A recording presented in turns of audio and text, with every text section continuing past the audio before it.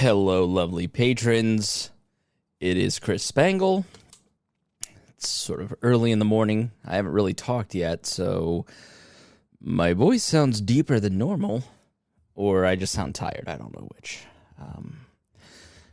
So, welcome to Build the Wall. Normally, we have a round table of people, but I just wanted to give you some notes on what's going on. Lots been going on, and I'm always changing things, and We Are Libertarians is like, so if you don't know, I work in my day job as a web director, digital director for a radio show. So my job is social media, video editing, podcasting, audio editing, basically taking a radio product and putting it online. So, and there's millions of people watching that, and I don't like to tinker there. So I always just try to, this thing is ever evolving. Like we are in, I'll never forget my uncle who passed away due to lockdowns, actually. My Uncle Pete, one of the best men I've ever known, passed away 6 months ago. Had a very mild heart attack at the gym. And because of COVID regulations, the gym employees were not able to give him CPR. And so he laid there for 15 minutes and didn't get enough oxygen and passed away from that because they were waiting on the, it's just crazy. So, I'm very, anyways, my Uncle Pete was a tech pioneer and is I think it was home.com that he invented like in the early 90s and went on to develop something called Scene 7. So in the early days of online shopping, when you first time you saw the product, like a 360 photo of the product and twist around and view it and zoom in, my Uncle Pete invented that or worked on developing that. Then went on, sold that to Adobe and became the lead of transitioning them to the Creative Cloud. So I use my Uncle Pete's work every single day in my life. Just a truly great man. And yeah, I really feel like in terms of podcasting, we are in the home.com period, the late 90s, early 2000s of podcasting. If you don't follow the podcast industry, it's gone from, literally like in 2013, when I put my first list of libertarian podcasts together, I could name every single one. There were like 40. Tom Woods wasn't around yet. Literally, I think at this point, We Are Libertarians is the longest running libertarian podcast. Free Talk Live's still going, but their hosts are currently indisposed. And I don't know that you could qualify them as a podcast. They're more of a radio show. But at least the biggest, longest running one since March 2012. And I have always used We Are Libertarians as my playground, kind of to test things out and see what's new. And you've just got to constantly be innovative in digital media. And I know that on the consumer side, that can sometimes read as erratic or like, oh man, why aren't you doing that anymore? Or this thing isn't right. Or, but you try stuff out, right? Like we tried the app with the radio stream of the 24/7 stream, and there were like 100 people that listened to it, but that wasn't worth the cost, so we had to kill it, evolve other stuff. We've had 24, 25 different shows on the network, starting in the early days with Creating Maya, which was, I don't think many people know. And I think people would be surprised to know that I hosted one of the first trans podcasts. Like, I think if you said, who was one of the first hosts of a podcast about transitioning from male to female? I don't think Chris Spangle would be in like your top 500, but Creating Maya on the We Are Libertarians Network was, like Maya was a co-host and was transitioning. And I was like, I just have a million questions, and I'm sure other people do. So, that is no longer available anywhere other than behind the paywall on the Fireside premium feed that you can get access to. Hit me up if you don't have access to it. There's one feed that is password protected that only like 4 or 5 of you use, but it has the full archives. It has like 1,100 different podcast episodes. It's every episode, everything I've ever done in my career, everything's on that feed. And you can listen to the Creating Maya. There's, the Shill Report with my buddy Ryan Ripley, where we talked about the news and journalism. That was 13 episodes. Story Time with Gina. Some of those were so fun. Joe's The Cap Podcast, Cultures, Arts. 2013, we had a ton of different shows. And we didn't do a lot of network stuff there for a while because it became such drama. Like, like managing a network. I don't fight with other libertarians anymore. Like, I'm not going out there. I'm not going to get in arguments with, Dave Smith and get into the middle of all of that. It's like, I just don't want to do that. I don't have time. He does a good show. He's like, there comes a point where you have to have respect for the people, your colleagues. Even if they don't always often have respect for you, you should show other libertarian, other podcasters, other radio people, some collegial respect. But we fight a lot amongst ourselves here at We Are Libertarians. And so running a network can sometimes, I'll get questions like, how do I set up a network? I'm like, you got to be a people manager, because there's going to come a point in time where Ryan and Dennis on the left are fighting with Brian and Brian on the right, and you've got to, they're privately messaging, but you need that tension. You need that back and forth, because what that does is that keeps you grounded. It keeps you from, if you're doing an intellectual product, you've got a political show, you've got to be grounded. You've got to have exposure to other people. And this is basic group dynamics. Cass Sunstein's written a few books on stuff like this. Like Going to Extremes is probably the most relevant. Conformity is another one where he talks a lot about group dynamics. And in his, he wrote a paper, I think for Harvard, about some of this, but he put it into the book, Going to Extremes, on how polarization works. So if you have a group of people, you need people from different extremes to kind of fight things out, right? So you've got to have the moderate and the leftist and the righty and the guy who secretly votes for Trump or outwardly votes for Trump like Remzo, and the guy who outwardly votes for Biden like Ryan Lindsay. And you got to have all those people in tension. And then he also talks in the book about how you have to have a dumb person in the group. And I won't tell you who that is, but because he said that, these doctor groups where they're collegial, they may have disagreements, but the strengthening of arguments kind of build and build and build, and you sharpen your skills, and you guys are colleagues, so you speak the same language, and it kind of eventually you get too far ahead of the regular person in a group of people who are professionals at a certain thing. And so you've got to have that one person who just asks the really dumb, obvious questions. And that's sort of like on the Liberty Explained show, that's Levy's role, is to just ask like the most basic, like, wait a minute, what is a delegate? So you've got to have somebody kind of pull you back into, anyways, running a network can be kind of hard and difficult, but it's worth it. These folks have become my friends, my family. Hopefully they're becoming your friends and family. We've had more than 100 co-hosts come through the show. It's constantly evolving. Sometimes that's good, sometimes it's bad. The show's different. My show is different than it was in 2015 to 2017. Part of that is good. That's why it's behind the paywall. But that visited the Boss Hog of Liberty folks last night, and they have like that collegial in-person, everybody's getting dinner before, hanging out spirit of the old days. And I want to bring some of that back to the main show and have it be a little more fun. I think the last year there's just been so much serious stuff, and the last couple years is I've been trying to find my voice and kind of where do I fit in, because certainly not like a secret undercover Republican libertarian.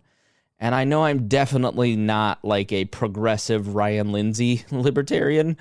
And there's sort of this lane in the middle that I'm having to carve out, which can sometimes be a little lonely, but I think there are a lot of new libertarians coming along that are kind of on the same path where they're like, I don't want to be in one of these camps. Like, I just want to talk about libertarianism in a non-abrasive way. We don't have to be audacious all the time. Like, we always talk about bold messaging. The libertarian message is very bold in and of itself and needs to just be said plainly. You don't need to dress it up in offensive ways for it to be challenging, because it's such a radical ideology from what most people learn.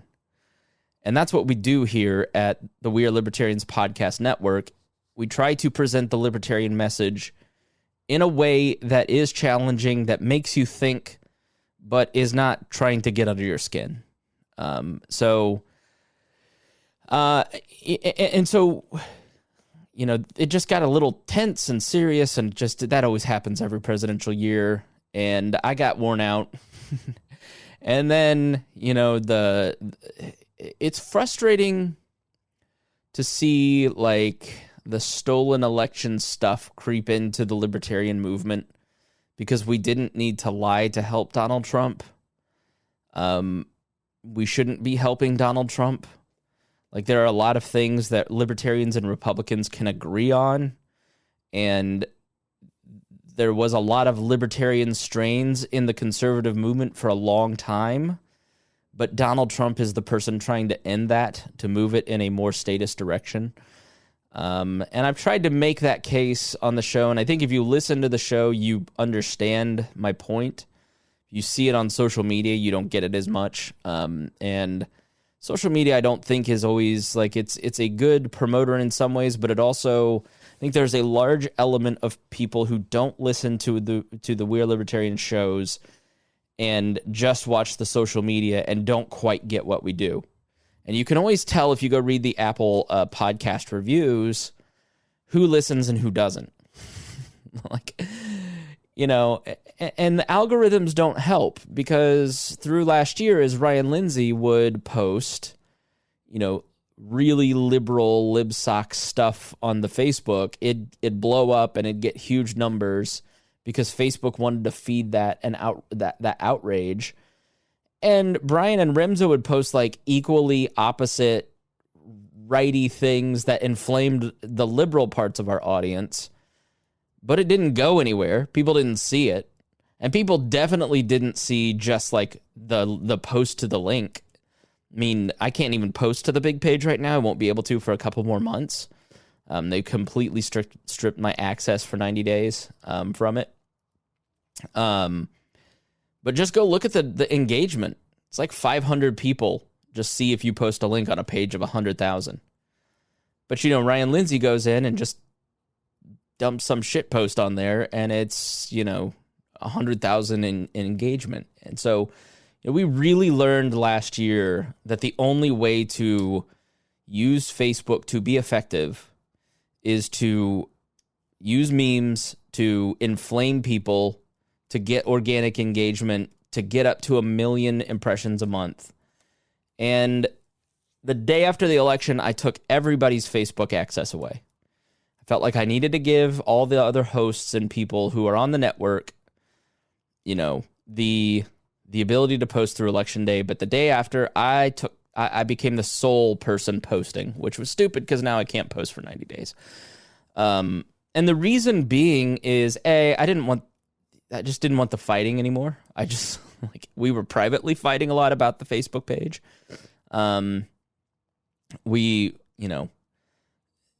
People were fighting on our posts, and it just kind of was like, if I really believe this stuff is unhealthy for people, I've got to stop doing it. And so we just started posting links to the website. We post an episode and it auto posts to the website. and we went from 100,000 to 70,000. And then after January 6th, they completely started attacking our ability to use these social platforms.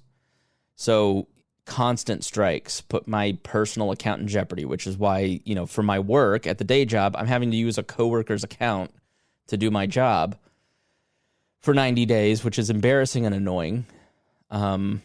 And it really is all memes. The message on social media is basically be as outrageous as possible so you can use our product for it to be worth your time.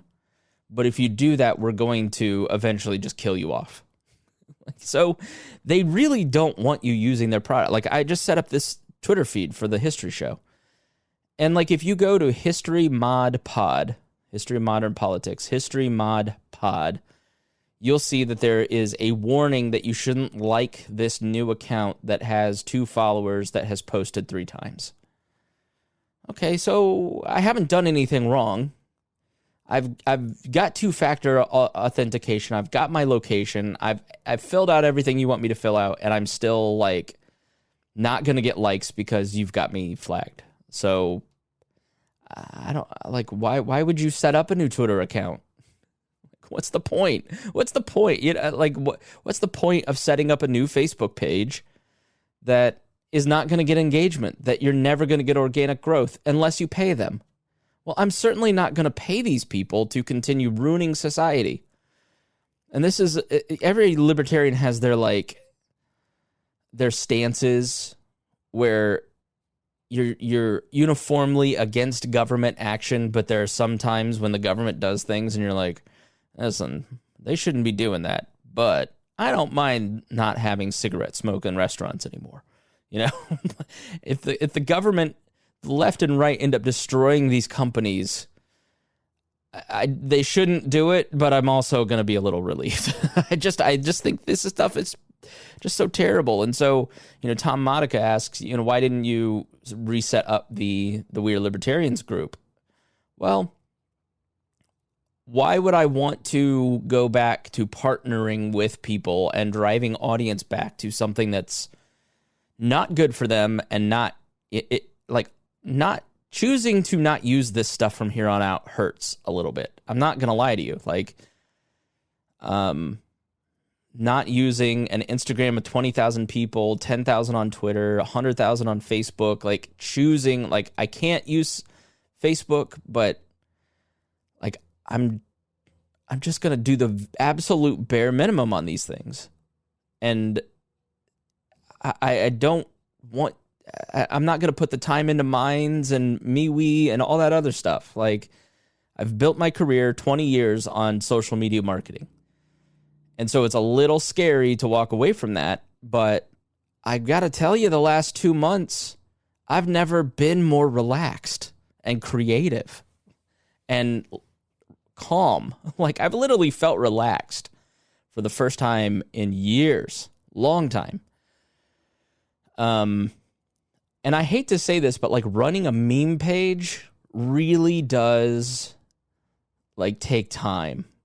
As sad as that is. You literally do to engage in the conversation on social media, you've got to follow it. Because if I log on Twitter right now after not having really looked for a month, even if you're off for a week, you've lost the conversation on Twitter within your circles. You don't know what they're talking about. If you are not reading the same stuff on Facebook that your friends are reading, you've kind of lost the conversation. You don't really know what people are talking about. And if you do know what people are talking about because there's been some global event or a mass shooting or something what everybody's saying. They're not saying anything new. So, and you can go out and scout memes and try to find this stuff and spend 3 to 5 hours a day just wasting time on social media. But I just finally got to a point where I'm reading the opinions of people that aren't reading as much as I am and don't think about this stuff and are just reacting to what they see. Social media is literally just putting 100 people in a room that are lacking serotonin reacting to each other's angry rants. And you just go, I'm not going to do this anymore. And So I still post like on my personal stuff, but like I unfollow the post. I never go back and look at the comments. I have taken all of the time that I put into trying to find content, articles, memes, all that stuff for the social media channels, and I've put it into reading books. And I'm reading 2 books a week right now. And that was my goal in January. And so I had all this extra time starting in January. And so I wanted to do some extra shows because I wanted to see, like, okay, I've got a little extra time. What if I increase the amount of shows I'm doing from Saturday to Tuesday, Thursday, Saturday? I was so productive in January and February and December somewhat. And I was putting out like 5 days a week, right? And some of that stuff was really good, like the Spike conversation, the David Bose conversation. Learned a ton. Loved doing Now Hear This and learning from that. But doing so many interviews started to cut into my time with my girlfriend and also jobs. And I'm not going to risk my day job. I'm not going to risk, I do podcast consulting now, which is a lot of fun, teaching new people how to set up their podcast and do that. And so, you know, now that I have a girlfriend that I will be marrying at some point in the next year, and she's got a little girl who's 2, I've got a future family to think about. And so I do they expect me to do this again, okay? I do this every 2 years, right? I'm like, you know what I should do? Interviews and increase the amount of shows. And then I do it for 2 months, and then I realize I don't like doing it. I hate it. Like, I hate doing interviews. I hate the pressure. I hate having things on my calendar. I like a clear day to just do the work I have to do at my own pace and not have a milestone that I have like, oh, crap, it's 2 p.m. and I've got to do this thing. And every yes that I say to an interview, to doing a guest spot, to another podcast or whatever is a no to my girlfriend and her kid. So it's got to be really worth it for me to say no to them from here on out. So I just didn't enjoy it. I didn't enjoy the pressure. And so I just kind of decided early March that I was like, all right, I know that this looks like I'm going back on my content strategy and I look flip-floppy and I get it, but I just am not, this is not where I want to put my energy. So I had to like sit there and think, okay, after we really got banned, I mean, I got really low. Like after they took the Facebook group like a month or 2 ago, I was depressed. I'm not going to lie to you because I've spent so much time and money building this network. I've put so much time and money into trying to grow a new news brand and trying to do it the right way. And by trying to do it the right way, in a lot of ways, I've run afoul of where the libertarian movement is going. And I now take a lot of shit from libertarians, mainly on the right. And believe me, I have that same pressure from the left through the pat-down audience. So I make nobody happy. Nobody in my happy life is happy with me except for my girlfriend. So, I just kind of got to a point where like, do I want to keep doing this? Like, should I just go like manage a Donato's and like every once in a while maybe just write a blog if I really want to say something, or just stop paying attention to politics altogether? Like live like my normal life.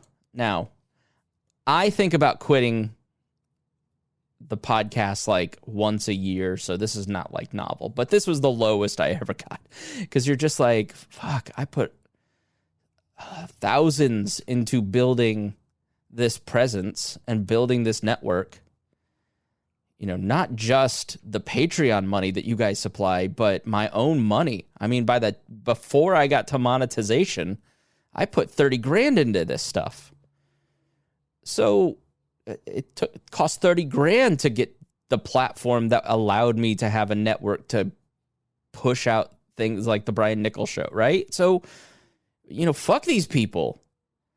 Like, there's real resentment and anger. Facebook specifically took somebody that was a huge proponent of them and has built a career on it and has championed them and has spent hundreds of thousands of dollars for clients and work and all that stuff on their product.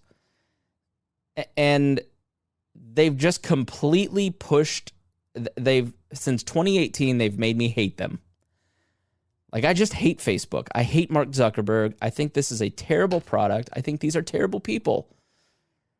And it's not just a personal thing. I just think this is, anyways, I'm bitter, okay? I'm very bitter, right? And it's not just about the Facebook group being banned. It's just like, it's such a shitty way to treat your customers. It's like such an arrogant way. Like in 2018, they changed the algorithm because of pressure from the left. And like we were at work videos getting like 50, 60, 70,000 views on a video in a day.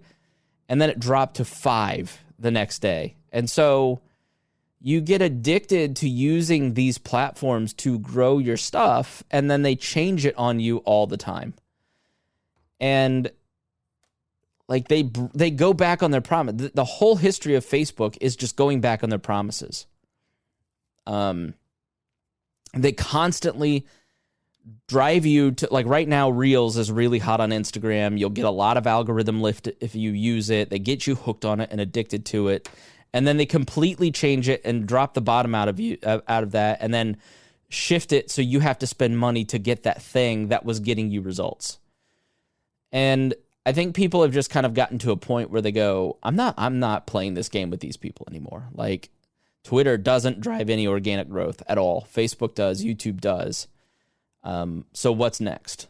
Is it direct mail? We'll go back to direct mail. We'll do email. Email is where everybody's going because it gets return and you have control and you own your email list and nobody can just sit there and unilaterally change. Some of these big brands spent hundreds of millions of dollars on their Facebook page to now have absolutely no organic reach. So they have to spend even more. And so they go, why am I spending money to lose a share of what I've built? Let's put it into email marketing and podcasting. And that's why podcasting, the revenue is just exploding. Because if somebody advertises on my show, I'm grateful. And you guys are active because you're grateful, because you and I have a bond that you don't have with a Facebook page. And so the future is very bright for podcasting, and very bleak for these social companies. They're ruining their product. They're taking fans and turning them into enemies. And those people are not going to MeWe. Like, people are not going to MeWe and Minds because they're just not going to use it. They may be going to Discords, but really, people are, I think, recognizing how much they need other people. We talked about this with Liberty and Chill. They need community. They need in-person community.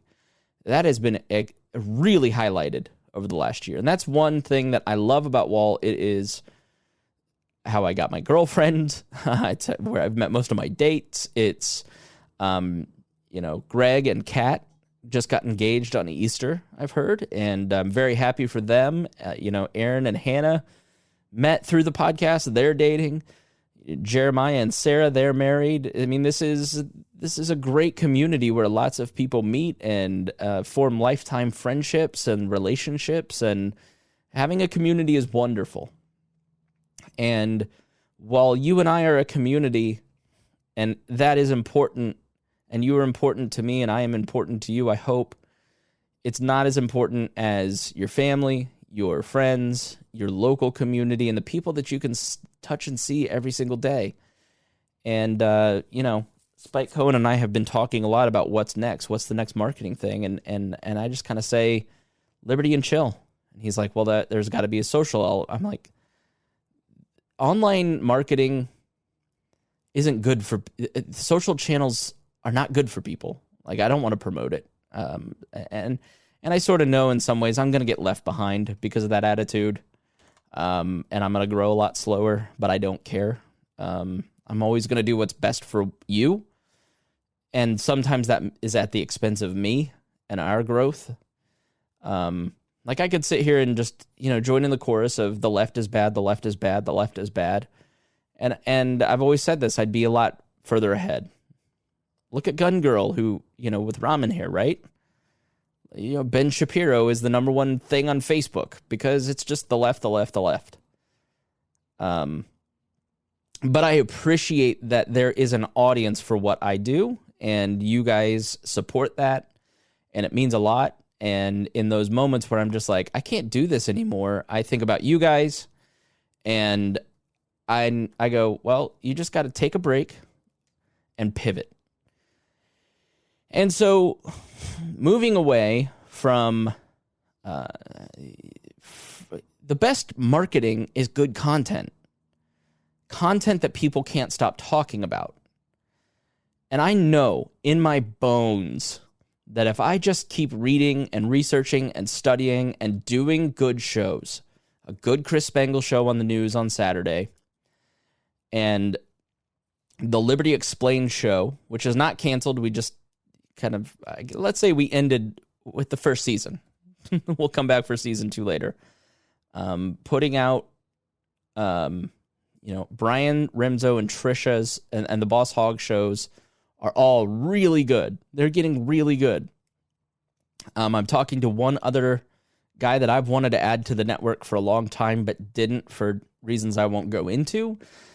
He approached me with an idea for another history show, and I love it. And so we're looking at adding him to the network. But without doing the extra interviews, quitting Now Hear This, and not spending so much time on social media, I've had a lot of time free up, and I've put that into reading. And I wanted to revisit an idea that Matt Whitliff and I have had for 5, 6, 7 years. I noticed, so after Greg left the show, for those of you who know Greg, the show until 2018 was very much like a comedy podcast. We'd get together, hang out, be friends. You were part of the friend. You were sitting at the kitchen table. We were bullshitting. But I didn't do a lot of prep, and Greg was the smart one and carried the show in a lot of ways. And we'd have smart people on like Chloe and others and Harry who, but it was a chat show. And when that all happened and he left, it kind of became like, well, I've got to like actually give people something to think about. And I had kind of been on this trajectory, but I realized in 2018 specifically, as I tried to be smarter myself, there's gaps, right? Like, I could tell that I was missing a foundation in history, philosophy, politics, and a bunch of different areas that prevented me from being as good as I know I can be. And the thing that prevented that was my own ability to research and write. And I wasn't reading enough.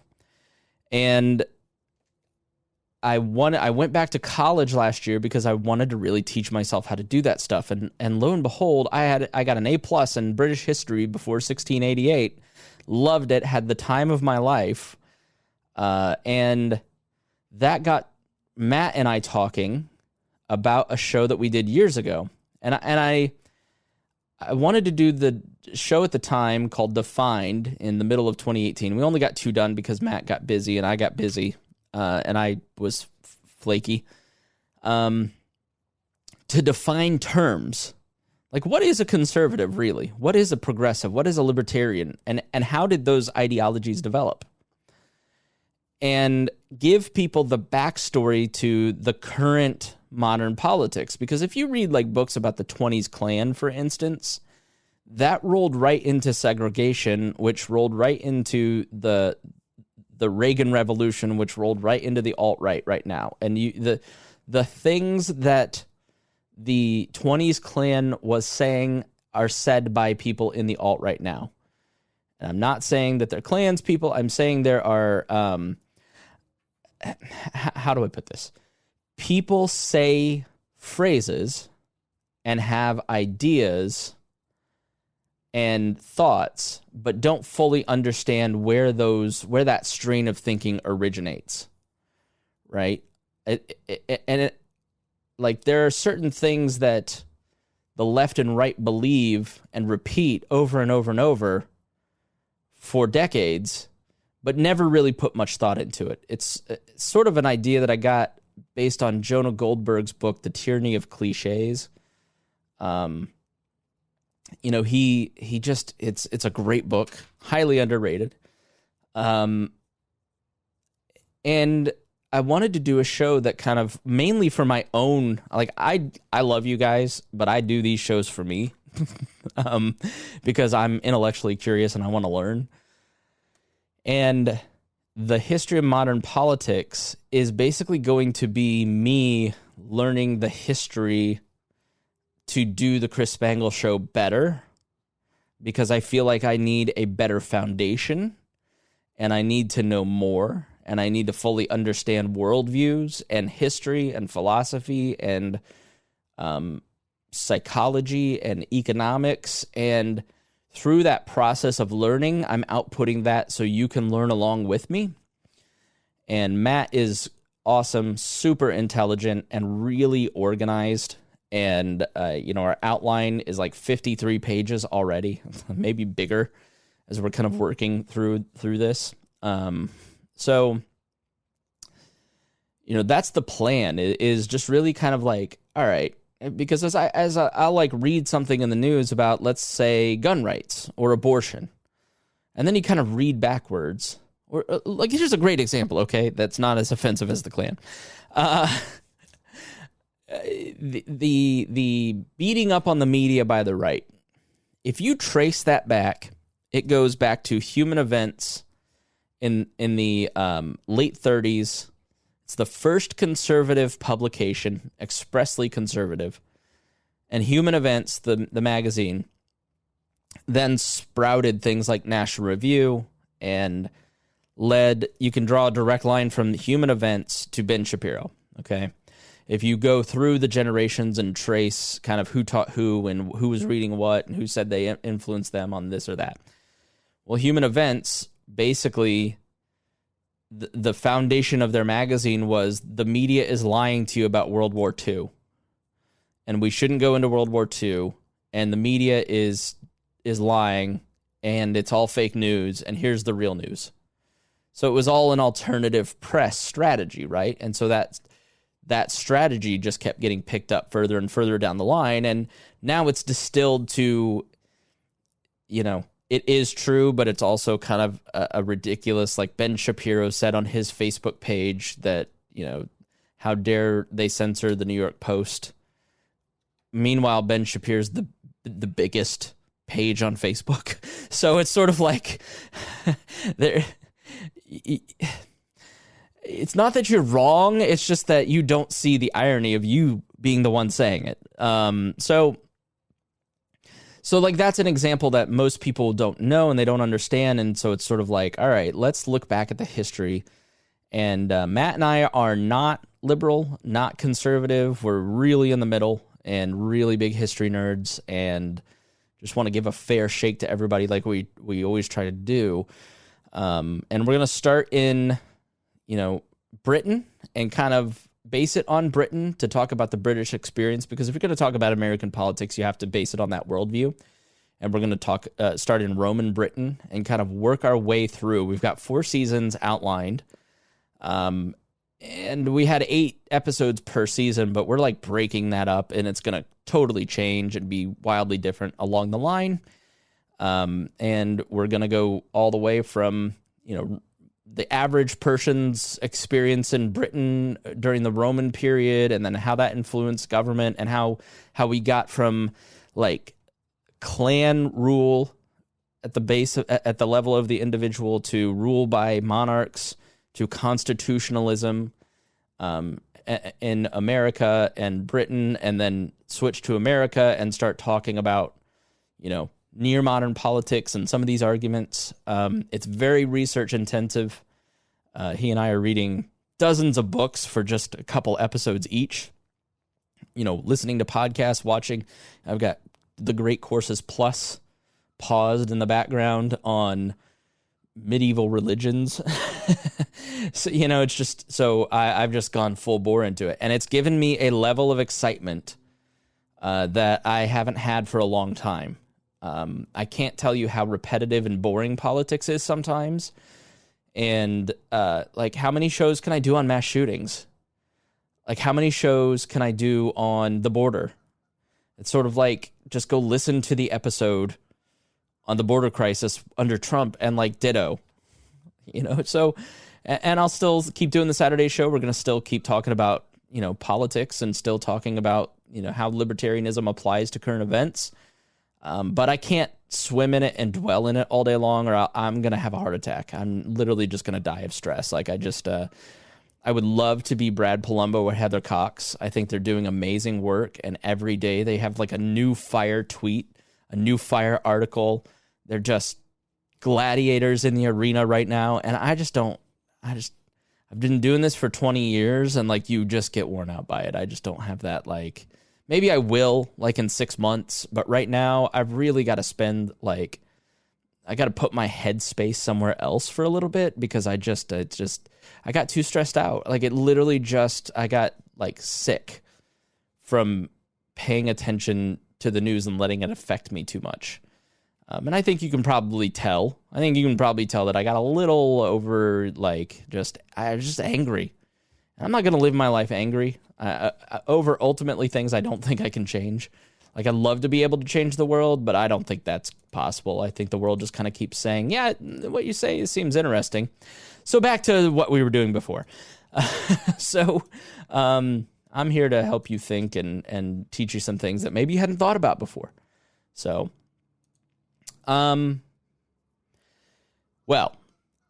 so I hope now here's how this is going to work. Okay. And I'm putting this, I normally only do the build the wall for 25 and up, but I'm putting this in the 10 and up so you folks can understand how this is going to work. Okay. The History of Modern Politics there is a public website and there is a public feed. Those are merely placeholders. So as we talk about this on the Chris Spangle Show and we produce content and hopefully you guys talk about how awesome it is, people hear that, they get curious, they go, oh, okay, let me go check this out. They were capturing the emails and the subscriptions all along, right? But we are recording here in the next couple weekends the first episodes. And we're going to do, 4 to 8, depending on how many we can get done. And we're going to put those out 2 a month, 1 or 2 a month. We think 2 a month. And then take that time to kind of research the next batch. Okay. So you will have these before anyone else as a WAL patron. You'll get it in the Patreon feed like you're hearing this. The show notes, the video, and the reading list will all be linked in the episode, so you can go and click it on the Patreon. But if you want exclusive access to the Substack, let me know and I will give you a free comp for life in case it's easier to use the Substack feed. So Substack is a great product. It allows you to have a premium podcast, a paywalled blog. We're going to be putting the content there and also opening it up. So if people don't want to join the Patreon or they don't want to wait for the public release of this stuff, then they can sign up in the Substack now. All right. So I hope I'm not confusing you. So there's going to be phases to this. The first phase is just for you guys. And the content will be posted to Patreon and to historyofmodernpolitics.com. And it's going to be locked down for 6 to 9, 12 months. I don't know, but a long time. So that way we have a bunch in the bank and you guys get bonus because this really has all been about A, growing the Patreon, and B, bonusing you guys with something that, like, I don't want to have a Patreon and, like, not really give you something that's cool. Like, I don't want to take your money and give you nothing. Like, I know that this is, like, you guys are, it's like value for value. You get something out of my work, so you give value back, but my insecurities will not allow me to just accept that you are a patron because you like the shows. I need to give you something. So that's the deal. And so I don't want to just import your email into that Substack without your permission. So if you want access to the Substack, let me know. Just shoot me a message on Patreon or an email at chris@chrisspangle.com, and I will add you. I hope you enjoy it. And if you have any questions, comments, you're always free to email me at chris@chrisspangle.com or through the Patreon stuff. And I just appreciate you guys. And I hope this kind of gives you an insight into where we're going. You know, we're just going to be working on good content, good podcasts, a good, strong Saturday show, the History of Modern Politics show, some Liberty Explained shows, you know, and all the other hosts. So thank you for being a Patreon member. I really do appreciate you. And thank you so much. All right. We will talk to you soon. And bye-bye.